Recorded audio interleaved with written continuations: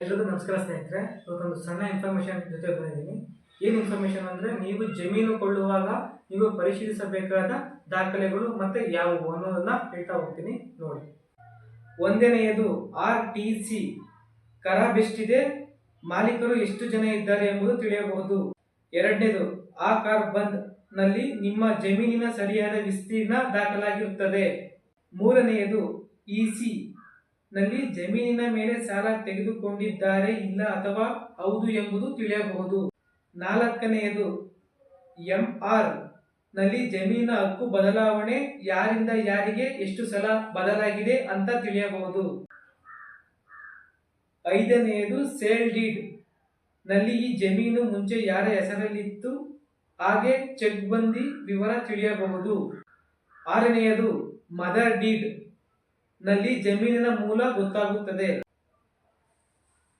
ಏಳನೆಯದು form 10 ನಲ್ಲಿ ಒಂದು survey ನಂಬರಿನಲ್ಲಿರೋ ನಿರ್ದಿಷ್ಟ ಈಸ ಜಮೀನಿನ ವಿವರ ತಿಳಿಯುತ್ತದೆ. ಎಂಟನೆಯದು 11E ಸ್ಕೆಚ್ ನಲ್ಲಿ ಒಂದು ಸರ್ವೆ ನಂಬರಿನ ಜಮೀನಿನಿಂದ ವಿಭಾಗ ಆಗಿರುವ ಭಾಗದ ಬಗ್ಗೆ ತಿಳಿಯಬಹುದು.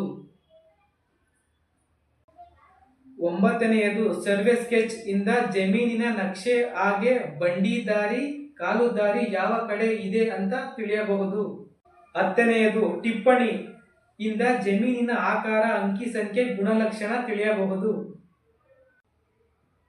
11ನೆಯದು ವಂಶವೃಕ್ಷದಿಂದ ಭೂ ಮಾಲೀಕರು ಎಷ್ಟು ಜನ ಇದ್ದಾರೆ ಯಾರಿಗೆಲ್ಲ ಹಕ್ಕಿದೆ ಅಂತ ತಿಳಿಯಬಹುದು. 12ನೆಯದು PTCL SC ST ಗೆ ಸೇರಿದ್ದಲ್ಲಿ ಬೇಕಾಗುತ್ತದೆ. 13ನೆಯದು ಸಾಗುವಳಿ ಚೀಟಿ ಇಂದ ಜಮೀನು ಸರ್ಕಾರದಿಂದ ಮಂಜೂರಾಗಿದ್ದರೆ ಬೇಕಾಗುತ್ತದೆ.